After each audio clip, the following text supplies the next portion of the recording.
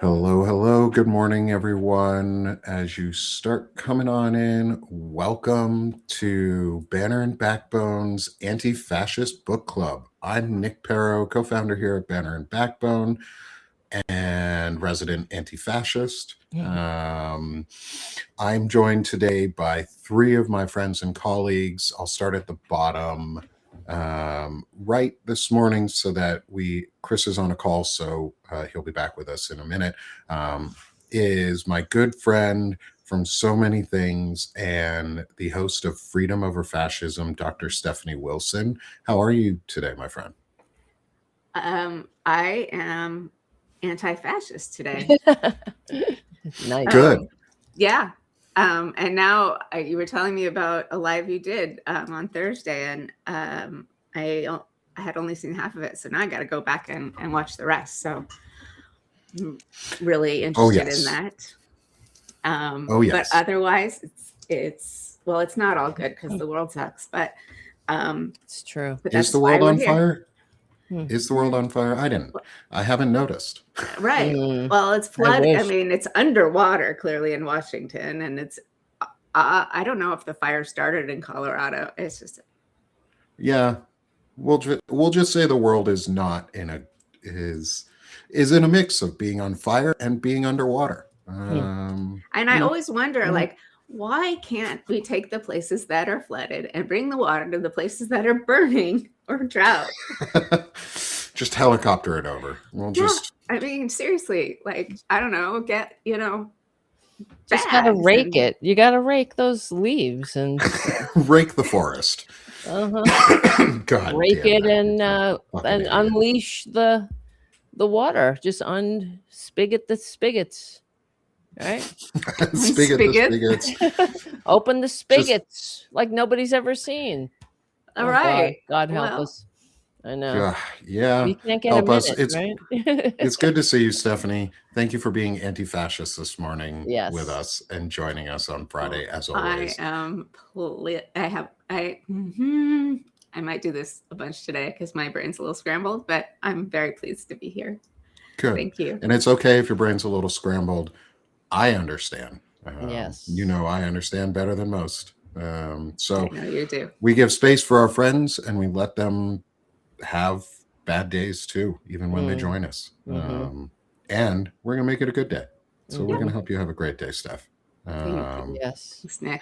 Thanks, Tara. Next, we have my good friend, Tara Devlin of Tara Buster and the Political Voices Network, who's joining us today as always. And I believe restreaming with us on the Political Voices Network too. So good morning, Tara. How are you? Good morning. I'm all right. And I hear you 100%, Stephanie. I'm the same way. When people say, how are you? It's really hard to answer that question. How am I? I'm like, look around, everybody. That's how I feel. But it's also really hard to separate yourself. Like some days I put my devices on do not disturb because I was getting all of the Substack, and I was just like, no, I need a few hours without the notifications. Sometimes you do. Yeah. So that's what I do sometimes. Just turn off everything and I'll binge watch something that has nothing to do with anything that we're talking about, just to get out of the chaos for a minute. And in fact, a friend of mine was over my house just right before the show, and we were talking about, and she's a really wonderful person, kind, sweet, generous, and she's talking about she's walking around feeling rage, and this is new to her because she's not a rageful person, but it's everything around us is really hard to separate. Of course, we are one, as the Buddhist philosophy is that we are one with our environment, of course. And how can you not be affected by all this negativity constantly, the chaos, the adding the response to everything in this administration, of course, is cruelty on top of cruelty. The response to cruelty is more cruelty. It's more division. It's more hate. I really hope that we use this as a catalyst to waking up the true like, what is the meaning of life? What is the meaning of an economy? What is the meaning of society? We're in this together. That's what I believe. That Right. we don't and right now we're in we have the worst people on the planet in charge, and we really have to do something about that, I think. So Yes. Well, I remember we definitely do. Rock I on. was Yes. listening to a podcast. Did you guys ever? Okay, there's a show, The Warrior, on HBO or Netflix. I don't know. It's really, really good. San Francisco, with the Chinese and the Americans. It's called The Warrior. I'm writing Yes. it down because It's like I need something. It's got a lot of fighting. So some people love it for the fighting because the kung fu is like really genuine. But anyway, so I was listening to a podcast with the actors, and the show is made by Bruce Lee's daughter, and they were all, talking about like what an amazing person he is, and apparently he was, and his philosophy was to be like water, to always be like water. And when you think about it, like, it kind of helps both the flexibility and and your ability to sort of drown, but also to swim. Yes. And to adapt, and to, you could be badass if you need to, but also be, a calming influence, right? You can be, I think adapt, but I think it's, you have to be engaged, of course. And there's a lot of people that don't even want to be I know a few who have definitely disconnected from everything for their own sanity, they say, but that's really what the fascists want. They want us to disconnect so they can continue to accumulate more power. And then, in fact, they've done studies on negative ads, and Republicans are champions of negativity, of course, and negative political advertising. And there's studies that show that people, the more negative ads, the less people vote. So that's by design. They do that on purpose, of course, because they want you to disengage. So, yeah, disengagement is key. Uninterest and feeling like it's inevitable, so that you're not going to do it, is key. Yep. And Tara, I think you helped break that myth down a lot too. So thanks for joining us, as always. Thank you. And perfect timing, and this is why I did it this way, is we're back with our good friend Chris Goldsmith, who is, I have up in the left-hand corner, the Veterans Fighting Fascism QR code. That's one of his nonprofits and the organization that helped fund all of this and set all of this up in terms of building the original book clubs and the list and the research and all of the efforts that have gone into it. And I'm so glad to have gotten to know Chris so far, and be able to work alongside him throughout all of this. He knows a lot. He's an expert, and would love for you to just reintroduce yourself again, Chris, for everyone, and say hi today. Good morning, my friend.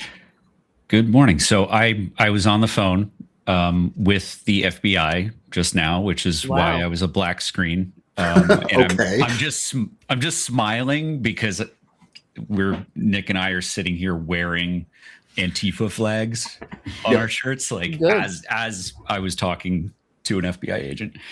Some Yahoo thought it was a good idea to threaten me and my wife. And oh wow, oh, no. I don't know why people do that, because they usually go to jail. So And why? This is what always gets me confused. Why threaten you? Why? Because most people online who make threats don't threaten professional researchers who specialize in hunting Nazis. I mean, like, you're doing a good thing. You're contributing to the world. You're trying to make the world safe for democracy. You're a patriot. You're somebody that's trying to help the person that's threatening you and Well, everyone. that makes a lot of fascists very upset. Yeah, that I'm it's doing crazy. that. That's why I never understand. I never understand. Like, what's your problem? Like, oh, we talk about, leaving no one behind. We talk about a society that works for everyone. Wow, you must be pissed off. It's incredible. Yeah. I have a question, So Chris. Did it seem like the FBI was sort of on point, or were they? Yeah. So I have got, let's see, sitting on my desk.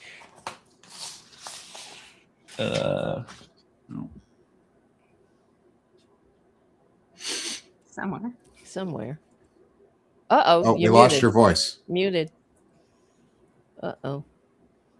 See, everything happens on lives, Yeah. including getting calls from the FBI, where people have to step away and changing headphones.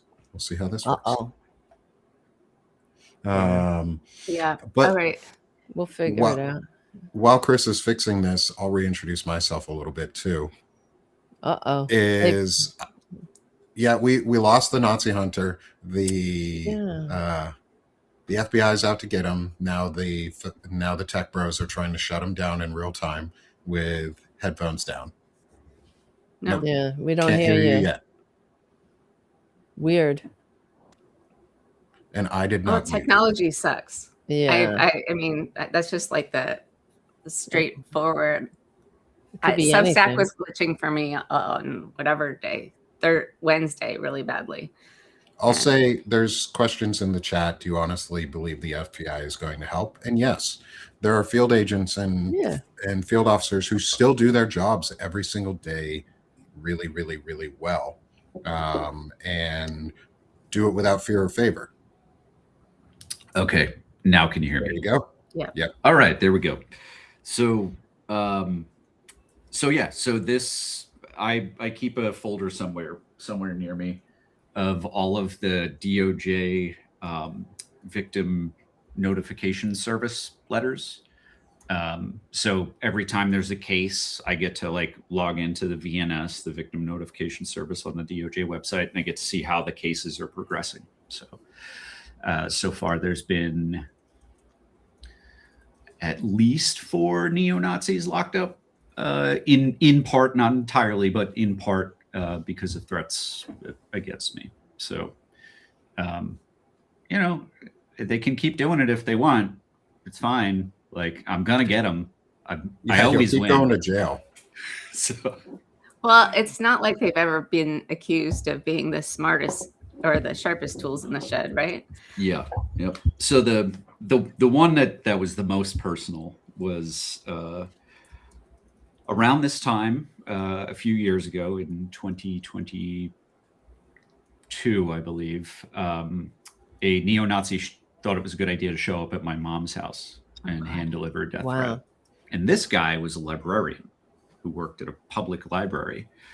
And this guy wanted to get caught and apparently didn't realize that I was gonna make sure that justice came his way. So he missed his Christmas the following year with his family. So he spent 6 months in jail. He was in North Carolina, and I wouldn't wish a hurricane on anyone, but he was locked up while his family went through the hurricane. So I hope that he learned that lashing out and breaking the law to threaten people over politics is costly, and sometimes you're not available to help your family in need if you choose to break the law like that. Yeah, and that's how it should be. And get a life. God, it's just, it doesn't do make any sense. better. Yeah, do your own show. You want to do the pro-fascist show if that's what you like. Well, right? he's got a Substack that I still pay for because I'm collecting evidence. So good. Keep on writing. Good. Hey, why not? $20 a month. Out of Why $20 not, a month, I'll pay $20 a month for the rest of my life because it's worth the 6 months that he spent in jail. Oh, wow. He can have it. I will fund his fascism as long as I Great. get to keep notes. Because if I can send him in for a second round It's going to be a lot longer than 6 months. He's sick person. And that's the bottom line. That's the common denominator in all these fascists. They are very mentally ill. They have, I believe, they should just get help and stop inflicting their manias on the rest of society, and the world would be a better place. Back to Strongmen, Yes. to Strongmen. Yeah. The book opens talking about Benito Mussolini, being a psychotic child, Right. Someone who stabbed people, including like a girlfriend. So yeah, there is something about fascists or something about people that is broken that drives them towards fascism. Absolutely. Although it says that he had the ability to charm powerful male conservatives and influential women who taught him how to behave at crucial moments of his political life.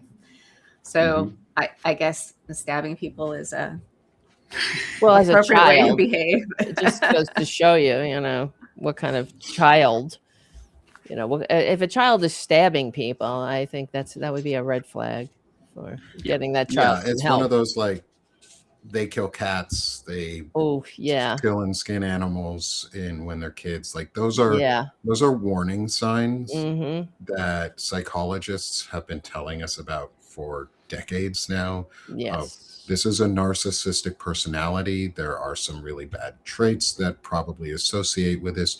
However, it can be helped. Like, you're not a lost cause because you have some evil tendencies as a kid. You can go to therapy and you can learn and you can get assistance. And if you take those lessons, you might not turn out to be a strongman asshole. Or a serial killer. Or a serial killer, or an abuser and a rapist and a pedophile in chief. And I'm Nick Pero. Welcome. Hey, y'all. I hate fascism. And it's been a fun week because, Stephanie, you alluded to it. I got into a fight or I'm helping get into a fight with Michael Cohen, with Zev Shalev. Not really a fight, but just calling out truths and facts around abuse and different cases and foreign influences and the types of things we actually see in how some of these fascist leaders came into charge and into power, like the military coups in Africa that took it was the Congo, I think she was writing about in the second chapter, was where we kept paying for, I think it's Zaire. Let me get the actual, but we kept paying for a dictator who came into military power, who claimed to be a nationalist, but kept all the foreign corruption, and took all the money. Like, we're seeing this same types of behaviors. We did that in South America a lot too. Yes. And I'll make sure I get the location right for where the takeover was, because there were a couple of them. Military coups in the last decade. And I think we're going through a mix of both all at once, because I think this group of fascists, as much as we call them dumb and like demean them when we can, is they're not really dumb. They've learned really important lessons of their own from history. But they just took the wrong ones, at least, especially in our views. They took the pro-fascist, pro-strongman views, and are using, I think, both the soft power coup and the military coup in conjunction, rather than either separating both or waiting to do one or the other. I think they're trying to do both because they know they only have a certain amount of time. What do you guys think about that? I think they are in the consolidate. I agree, and then they're in the consolidating power stage. But I think that power is consolidating quickly. Yes. And the people who are the Cash Patels, who are laughable, will be replaced by people who are far more evil and far more useful. So even, with Trump dying, JD Vance the whole system will have been put in place, so it won't matter that much. That's my thought on that. That we can't be like, oh well, Trump's really sick, he's going to die in the next 5 months. Okay, great. That's, I mean, good, but these strongmen, particularly this one, has built an entire system beneath him, and the only thing we lose without Trump is his cult of personality. But by then, power will have been consolidated, and it won't matter anymore because there's so much strength in the state. Well, and the other thing is that what I think is that the Democrats are not sounding this alarm enough, and and partly that's how it's getting normalized. The damage that they've already done with Project 2025 is extensive, and that has to all, if we're going to get this country back and make it so it works for more than just the billionaires, then these are things we have to rectify, and including the corrupt and illegitimate Supreme Court. So that validates this coup, that gives more power. When you, even back when Dick Cheney, when they were talking about the unitary executive back in the day, what is a unitary executive? It's a king.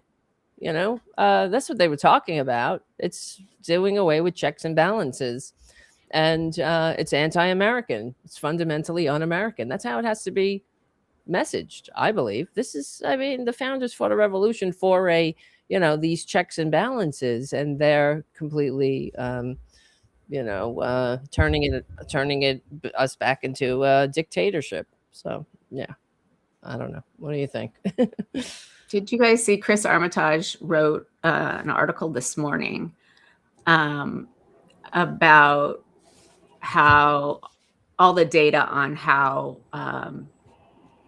the 2024 election was stolen. Zev has done a lot of that work also, and there was another guy who said This Will Hold is another great one. Okay, this Will Hold has been trying to get it in front of the DNC for a year, and they won't acknowledge it to get the data from the election to even pursue it.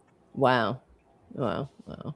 And so they are saying that the election was stolen in 2024. Well, what Chris Armitage pointed out in that article, I read it this morning, what also is that Ken Martin promised that they would release all that data on internal I'm sorry. election, all the internal DNC election data and results and what they actually saw and have audited, and they're refusing to release any of it. They won't.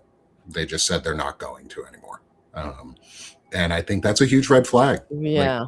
Democracy is built on trust, on transparency, and the foundation of democracy is voting, is our ability to have a civic voice.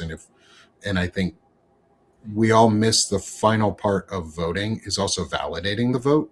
And I think that's a huge problem, is that we're not validating our vote right now. We're just saying, trust me, bro, this was the result. Right. And whether I believe the election was stolen or not doesn't matter. I just want the data. I want to see, is it true or not? And was there manipulation? Because we don't ever ask that in our country anymore.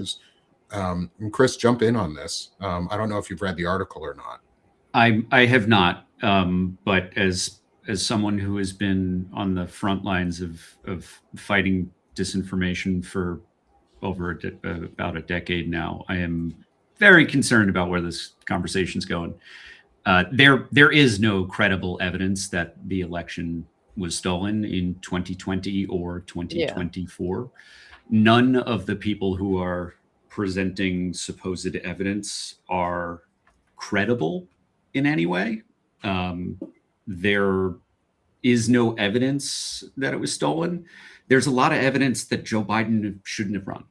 There's a lot of evidence that despite everything, as terrible as Donald Trump was, 70 or 80 million Americans really fucking love the guy. That is why we lost the election, because a lot of people don't understand what fascism is and think that if it happens, they're going to be winning out. Again, Well, and- like I just want to like be very, very, very clear about this. Yes. I've never seen anyone with any level of credibility present any evidence that remotely compares to the fact that people didn't want to vote for Kamala Harris. Like that's it. That's the whole story. Yeah. And I want to make sure, well, for me, I just want the data. That's really what I want. I just want I just want validation, because that's part of our democracy. Like, we have taken the key step of voting and validating out.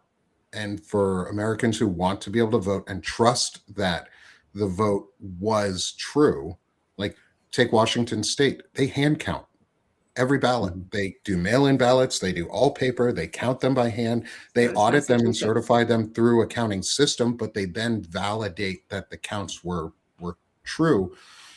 And all of this is just to discourage voting and discourage trust in the system. Yes. And I just want trust. Like, whether it was stolen or not is not the question that I care about. The question I care about is, do we trust that the results are true?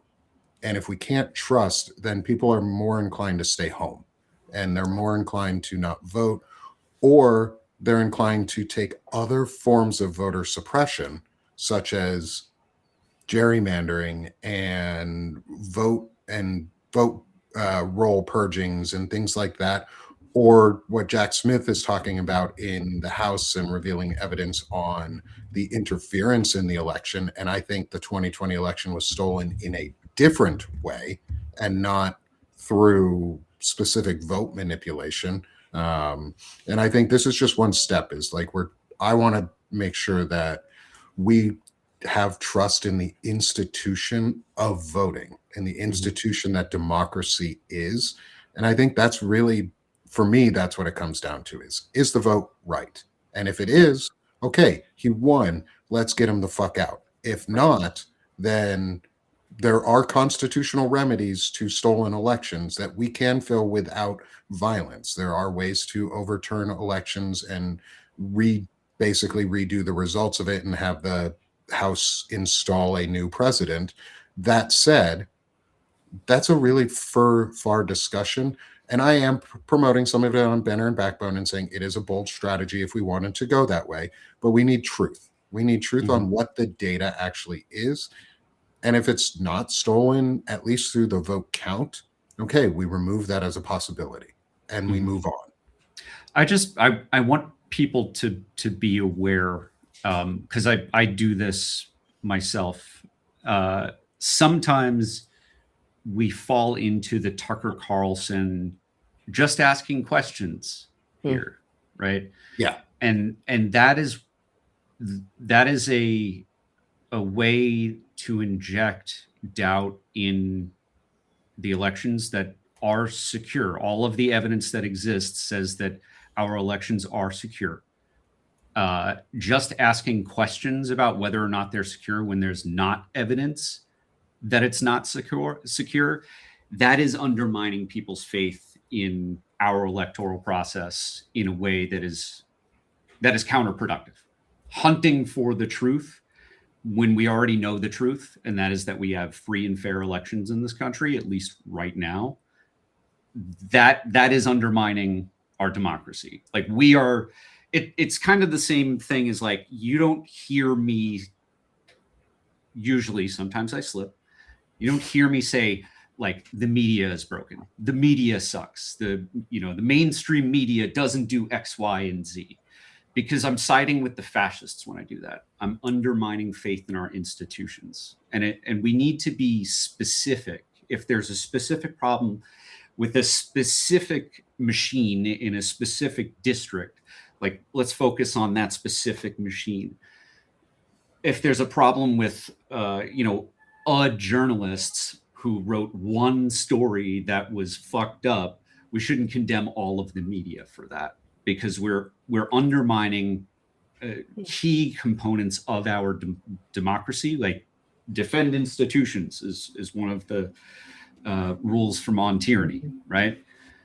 we are doing the fascist job for them when we entertain conspiracy theories. Well, I'm a big critic of the media. When I read the defend institutions, I read it as the institutions like our like the Social Security Administration, the VA, and things like that, not necessarily corporate media.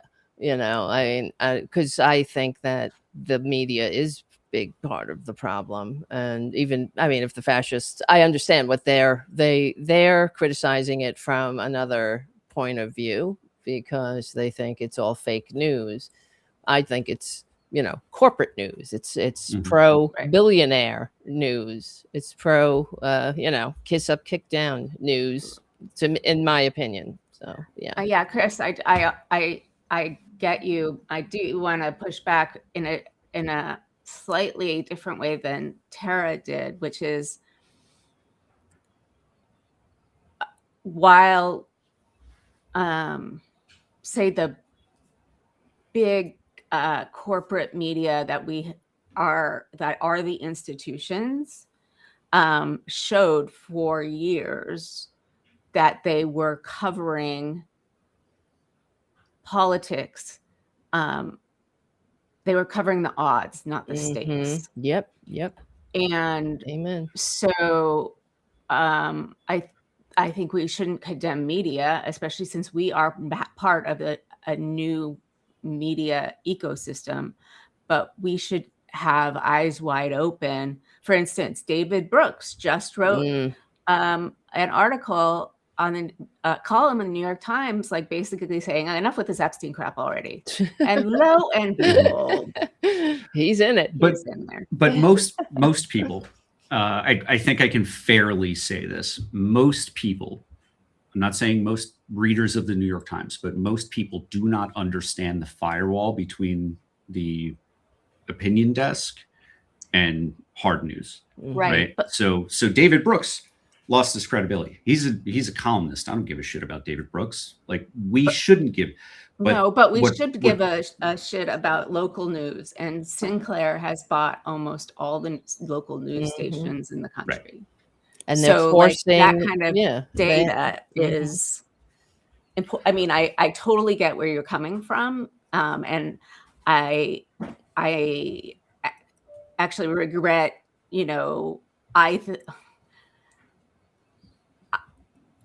I don't want to be furthering baseless conspiracy theories. I do want to be furthering research and taking evidence where it actually exists. So most people get their news from local news. We know who it's owned by. We know what they're told to say. I think it's fair to say that weighs in on the side of the fascists. Not everybody, clearly, but with the new Warner Brothers deal and the Bezos owning the Post and all of that, I think is evidence that we really do need to take into consideration because I can't watch and talk at the same time because it exists and there are true things, and not all conspiracy theories are bonkers, right? Because some right, yeah, I agree with you, but where my concern is like Jeff Bezos owns the Washington Post. That is a true data point, and that does have an impact both on their opinion, like very heavy impact on the opinion, and it does have an impact on the news desk. But it does not mean that the Washington Post is inherently corrupt, right? And that is the same type of clarification that we need to make when we're saying that there are problems with something in the elections. Like to say the election was stolen is false. There's no evidence that the 2024, 2020, or any other election was stolen. That is a lie. That is harmful. And we should not promote that idea. That is a harmful conspiracy theory that we started, talking about suppressing votes in the very beginning of this conversation. eroding trust in the election, because the election got stolen, makes people less, it lowers their propensity to vote. Right. So when we say that there are like questions about the election, I'm of the opinion that it's better not to raise those questions without speaking very, very carefully than to speak in terms that our audience might misinterpret or might misunderstand. So let's say it in a clearer way, at least from my opinion, from talking to This Will Hold and getting to hear from her specifically is, and I said this while with T on the live, was even if the data is not there, and I'm the one asking I want the data, was I asked her the follow-up question of, no matter what is the action that you want to accomplish from this? And it was, we want active measures put in place that provide either hand recounts that shift us to paper ballots and hand counting systems like Washington and mail-in voting. So there is a goal of hardened election security and more trust that she's trying to build with at least her research. And I want to make sure, at least for T, I point that out because I've spoken to her.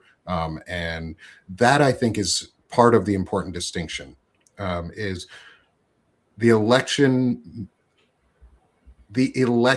process in the US in general has been corrupted in ways through gerrymandering, through roll purges, through other institutional mechanisms to suppress the vote already. We need ways to guardrail and encourage that vote by doing things like, hey, let's do all mail-in paper ballots like Washington State does, where they really trust their process. You don't see a lot of need for recounts in Washington because they automatically count and validate. And that's it. For me, the validation process, the ability to have a hardened guardrail system that actively triggers and is not a passive responsive system. It just automatically, we recount and hand count all of our elections, because that's what we should do in a democracy to build more trust. And I think, Chris, you're making a really good point, at least for me, is how do we word this correctly so that we don't undermine what we're trying to do? And I don't want to undermine the electoral process. I want to harden it, make it more accessible, and make it more trusted by folks. And I think this rolls into a lot of what happens in, at least in the intro or the first chapter around Strongmen, in the takeover is how do we break some of those elite corporatist institutional takeovers, such as the corporatist and elitist takeover of media and the consolidation of media under far-right influence and pro-fascist influence. I'll say the New York Times only because I know some of their history just from reading, not picking on the New York Times in a bad way or any way right now. They have had a history of being pro-fascist at times because, just like other institutions, their leadership decided for that company that we're going to promote pro-fascist ideology. We're going to suppress anti-fascist and pro-democracy ideologies. And I think, Chris, you're really right on the nuance of like the discussion on how we frame the truth in the correct framing. Also, so that we're not attacking. And I talked to Ethan Faulkner yesterday. He's an really interesting guy. He's a little more revolutionary in some ways than I am. That said, he's also very class-based, and his idea is the vertical war and how do we horizontally align ourselves in a class solidarity system. And part of that is breaking through the corporatist and elitist like wording so that we talk to each other and it's not beating up personality. It's taking ideology out of personality so that we don't drive away our audience. Like I want MAGA folks and non-voters to be welcome here because I want them to learn from us. I want them to understand and want to learn. Exactly. And I think this is a space that provides that. If we ask questions where I'm not beating you, the person, up, but I might be beating the idea that has been beaten into you as a strategy. Absolutely. Yes. And that's the whole thing that Trump's been doing from the beginning. He's been devaluing the currency of truth in this country. And it is divisive by design, because you have to have public trust in government and institutions. That's the core, one of the pillars of a democratic society is trust. And it's completely eroded in this country. So, and he did it on purpose. And this needs to be called out. And when we talk about media, I believe that the American people, and this is what I do on my show, and what I believe we're doing here, is to educate the American people and to connect it back to the fact that we're trying to stabilize and promote these pillars of democracy, like a free media, that isn't controlled by billionaires. So the consolidation and it's just like what happened with the Jimmy Kimmel thing, where that's a case in point, where even when he was put back on the air because of the pushback and I guess the boycotts and whatnot, but there were certain segments, and I think it was Sinclair stations that refused to continue to run him, because the billionaire who owns Sinclair said no. So so all those people who lived in those areas that wanted to watch Jimmy Kimmel live or whatever had to not watch it, because one dude said, sorry, and this is not America. That's not American, or at least not in my estimation. That's it's authoritarianism.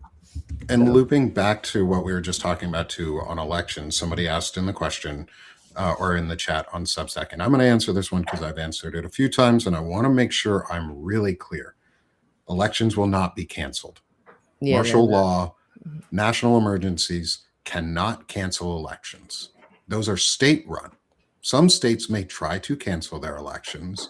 Some of the more authoritarian states may try, but take an American's right to vote away and see what the fuck happens. Yeah, that's not going to be good. The one thing, there's two things in America that people care about more than anything. It's being able to say whatever the fuck they want, which means voting, and have guns. And you take one of those two rights away, and people are going to freak the fuck out in this country. You take one of those two rights away, specifically from white people, you're going to see a revolt from the conservative side in a way that they're not prepared for. So, but they have guns. Oh, yeah, but libertarians will break away when they don't have the right to vote anymore. Libertarians will stop and go, the fuck did you just say I can't do? They believe that they get the opportunity to do whatever the fuck they want. And when that right gets taken away for them personally, there's going to be a lot of blowback in a very bad way. So no, the elections are not going to get canceled, because the Republican Party understands, even as fascist as it is, that if they take away the right to vote, even if it's not a free or fair election in any way, as long as you have the illusion of voting, it will stop pissing certain Americans off. Right. And they will be complacent. Yeah, they'll try their regular dirty tricks, and that's what they do. They've been doing it for years, for decades, longer than I've been alive. But if you cancel the vote, you're going to enrage and engage and activate people who have never voted, only because they're like, I just don't want to vote, but fuck you if you take my right to vote away. Absolutely. And that's a very American thing, is the fuck you, take my rights away, see what happens. Yes.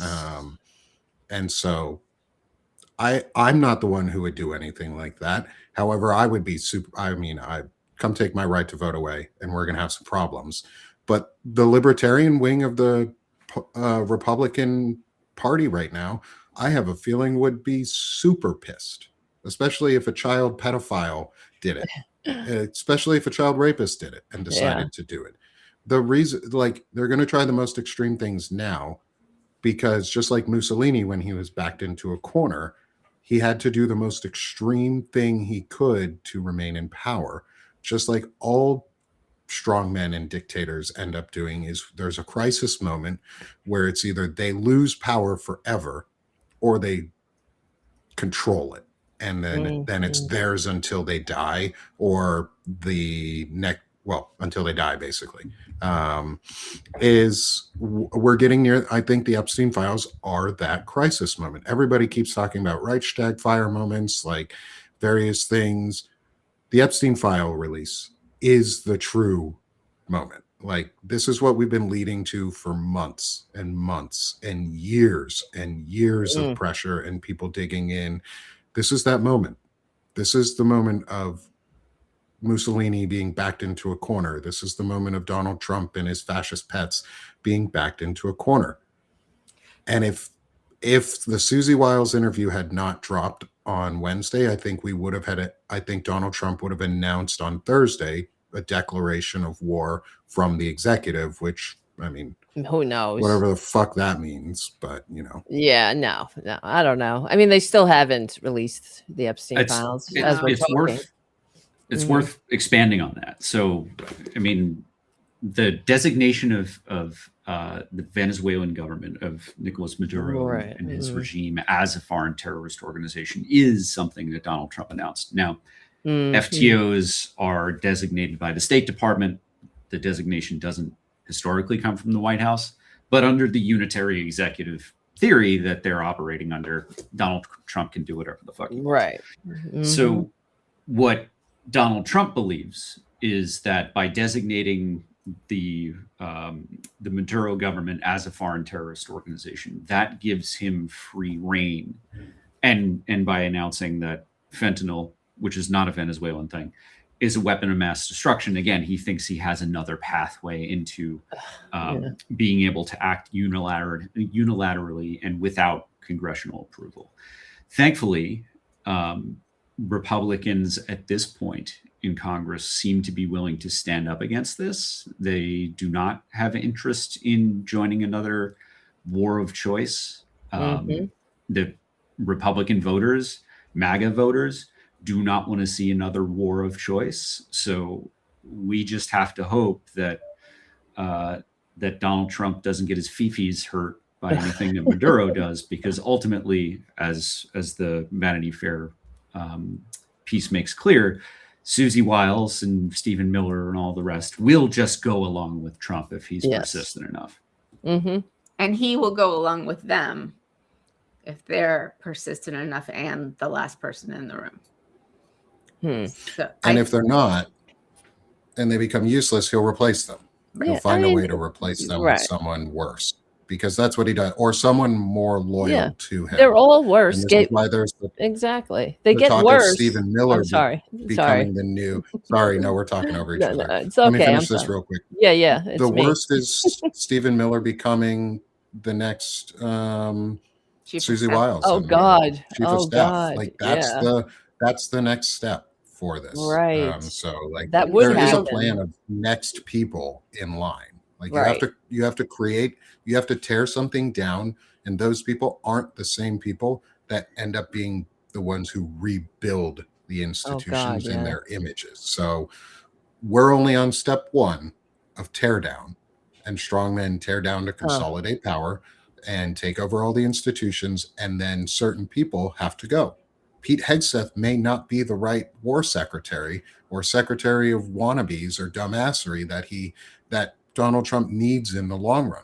He might need someone worse. Pam Bondi may not be the right attorney general after the Epstein drop happens, because she's implicated in some of this and in a lot of it, I think. And so we're going to see turnover. So that he gets more loyalists in is my. Well, that's it. Yeah, that's what I was going to say. Is that there will always get worse, because that's the only qualification is loyalty. So as he gets worse, he needs worse people that will just rubber stamp whatever he wants, and he doesn't have any core ideology. It is whatever will make him more money and get him more attention. And I mean, he's a very damaged person, of course. And so, yeah, if it just gets more terrifying, because that's it. That's all I mean, if Stephen Miller isn't loyal enough, if Pam Bondi isn't loyal enough, because we all forget, and what the corporate media fails to remind the American people at all times, that the attorney general is supposed to be the attorney general for the United States, not for Trump. And clearly she's acting as his personal attorney, and the whole agency is. And it shouldn't be allowed.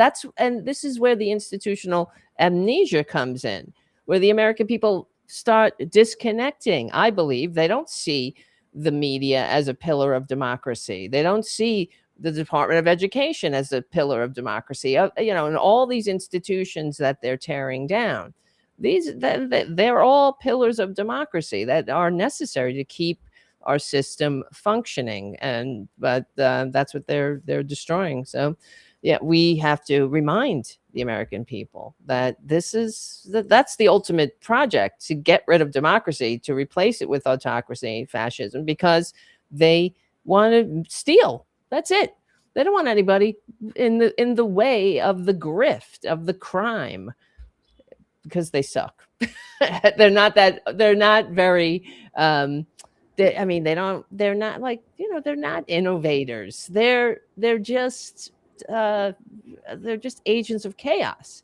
They just want money and power, and they want, they don't want to have to consider the general welfare, or whatever it might be, or the environment, or the future, or all the things that they're doing to set us up for failure is just so should not be tolerated. Yeah. We Lefty Prof in our chat on Substack says the laws are already on the books for those media monopolies. We just have to enforce them. And I keep saying this too, is there's so many laws on the books. That's right. That stop this. Fascism You're came right. in Germany in a lot of ways because the lawyers refused to do what they were supposed to do and uphold their Weimar Constitution. They failed to uphold democracy and the rule of law. Our legal system right now, in a lot of ways, is still holding. Our lawyers are still doing their jobs. There's more lawyers out there that could be doing more, and there's probably a lot of lawyers who are sitting back and going, well, someone else will take care of it. I don't have to worry about it. Your civic duty as a lawyer is to uphold the law. You take an oath to uphold the constitutional law and the order, which means, hey, let's start prosecuting some of these people. Chris talks about it all the time, is hold legal consequences and punish and have punitive measures and accountability in real time. That's how you stop this. That's how we tell them they can't win, is in real time. We go, no, you can't have a monopoly of 83% ownership of both the media distribution and content management. Right. Like, that's illegal. And TikTok and yeah. And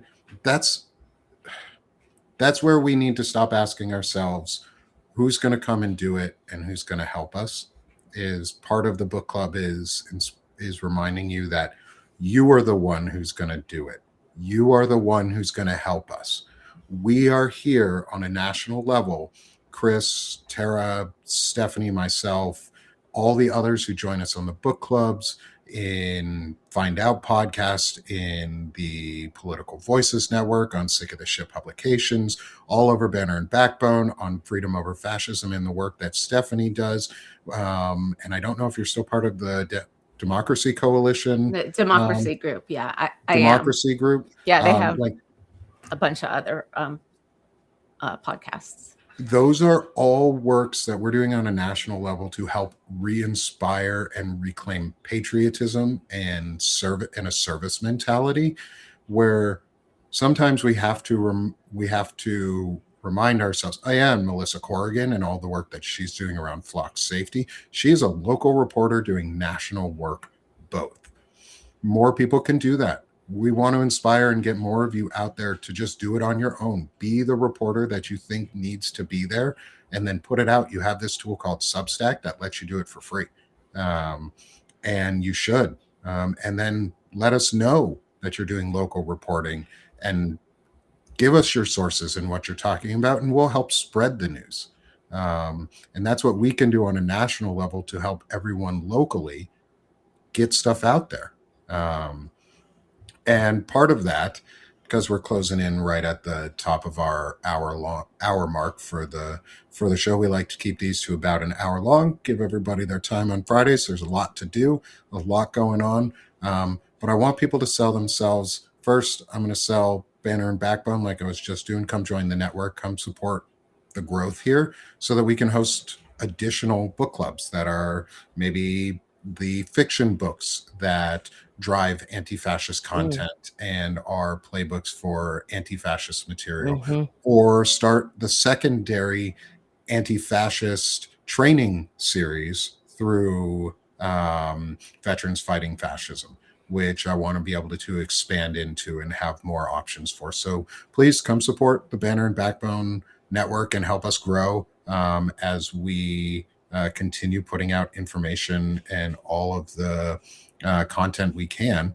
And then come support me, Sick of This Shit Publications. That's my home outside of here. I'm going to go top down, left to right, and end with you, Stephanie. Come support me at Sick of This Shit Publications, where I'm doing masculinity talks and what I'm calling the new and intelligent masculinity. It's a new manosphere. It's a place that doesn't suck. Everybody needs to watch the live from yesterday with Nick and Walter and okay, my brain is deceiving me. Help me. Oh, Eric and Evan Fields. Yeah. So yesterday I did a live with Walter Ryan, Dr. Eric Lulov, and Evan Fields.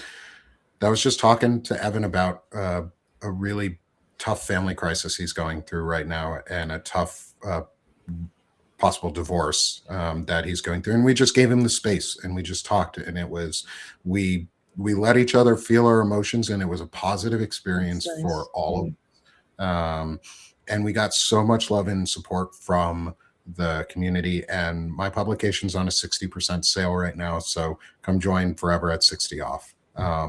Next, we got my good friend over here who has helped fund all of the research that goes into the work that we're now able to do. The creator of Veterans Fighting Fascism, Task Force Butler, a host on the Find Out podcast, and his own On Offense with Chris Goldsmith. Chris, sell yourself a little, my friend. Thanks. And I have a hard stop, so I'm going to have to jump immediately. I apologize. Glad I got to you next then. Yeah, thank you. The latest episode of On Offense features General Honore. He is the general who became a household name after he responded to Katrina. He led Task Force Katrina. The thing that he is most known for is literally jumping out of a helicopter with a big fat cigar in his mouth and yelling at a bunch of service members and cops to lower their weapons. Yes. In this moment, like, there's no better person to hear from. So you can check out On Offense with Chris Goldsmith. My first name is spelled with a K. Anywhere that you listen to podcasts, on Substack, on YouTube, it's on the Valor Media Network. Thanks for having me, guys. I've got to jump. Thank you, Chris. Thanks so much, Chris. Really appreciate it, as always, my friend. And I'm listening to that episode today. I suggest everybody do too. I started listening to it this morning. It's a great start. It's a great episode. Chris does a lot of really good work, so go support him and everything he's doing. Next, we have my good friend Tara Devlin with Tara Buster, and Unapologetic Liberal Media. Tara, sell yourself, my friend. Oh God, that's so much pressure. Yes, just follow me if you can, please. Subscribe to my Substack and the YouTube channel, youtube.com/C4channel/Tara Buster. I do work on the Political Voices Network, so if you follow my Substack, it will all be there. So thank you so much. Thank you, Tara. Appreciate you being here with us. And Tara does a lot of good work and shows. Come see her Friday night, every Friday evening. We'll have a show. We have our Friday night gathering, 8:30 p.m. Eastern. Yes. Love it. I've been on the show with Tara before. It's a lot of fun.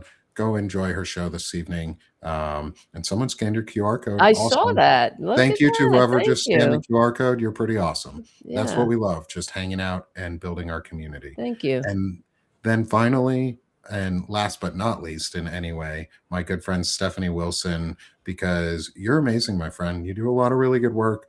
I get to work with you a lot and hang out with you a lot. So I know you better than many at this point, which I'm very excited to say that I do, because you're such an amazing person.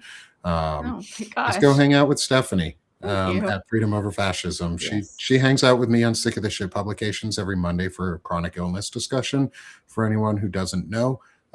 And she's a big part of helping me stay mentally sane in a lot of ways throughout the week. So come support Stephanie. She's awesome. Stephanie, sell yourself any more if you want to. And thanks to whoever just scanned her QR code. So Freedom Over Fascism is live Tuesdays and Wednesdays at 1, although it's on hiatus until January. And I talk to people who can help provide context and messaging and understanding of the way culture and history and politics and this moment work. I would love it if you would subscribe. I would love it if somebody can do a paid subscription. I'm on 98 right now. So one of you can push me over the 100 mark. And I have a gift special running. So you can buy a subscription as a gift for somebody else. So help Stephanie get over 100 paid subs on Substack before And I Christmas. guess I managed to figure out the thumb thing without knowing. Actually, help Stephanie before the end of the weekend, before Hanukkah is over. We've got a couple more days of Hanukkah left. Help Stephanie out. Oh, that's 3 people so far who have scanned the QR code for this stuff. That's amazing. Thank you, everyone. Thank you for being here with us. Thank you so much. I'll put Banner and Backbones back up one more time. Please come support the network that helps bring this all together. I'm a co-founder here, so I love plugging it. We're doing a lot of hard work. We're trying to put in a lot of effort to get easier creator tools and build a community and help give folks like Stephanie and Tara and Chris and Melissa Corrigan and Shane Urich and Walter Ryan and Lawrence Winterman, my other co-founder, and Ellie Leonard, extra platforms to speak on and extra places to get their messages out and boost their content. And that's what Banner and Backbone is. It's Content Booster Network. Let's go boost each other, help grow and support new media that is not fascist, corporatist owned, and who wants to break through the strongman facade that is ruining our country. So thanks everyone for joining us today. Thank you. One final programming note: we will be off next Friday. It is the day after Christmas. We will be back on the 2nd of January, right in the turn of the new year, for our next discussion into Ruth Ben-Ghiat's Strongmen, where we will be going into probably chapter 3 to finish out part 1 of the book. And so everyone, have a great rest of your Hanukkah. Have a Merry Christmas. Have a Happy Kwanzaa. Have a wonderful New Year. And we will see you Happy all. solstice, too. Happy solstice. Happy Boxing Day. Happy day to everybody that celebrates a holiday. Saturnalia. Don't forget Saturnalia. Saturnalia. Anybody who celebrates a holiday during this time, happy holidays. We appreciate all of you. Stay engaged. Stay activated. Talk about the stuff that you've learned here in this book club at home. It starts at home and is local. And spread the knowledge. Start your own book club. And we'll see y'all on the 2nd of January. Thanks, everyone. Thanks, guys. See ya.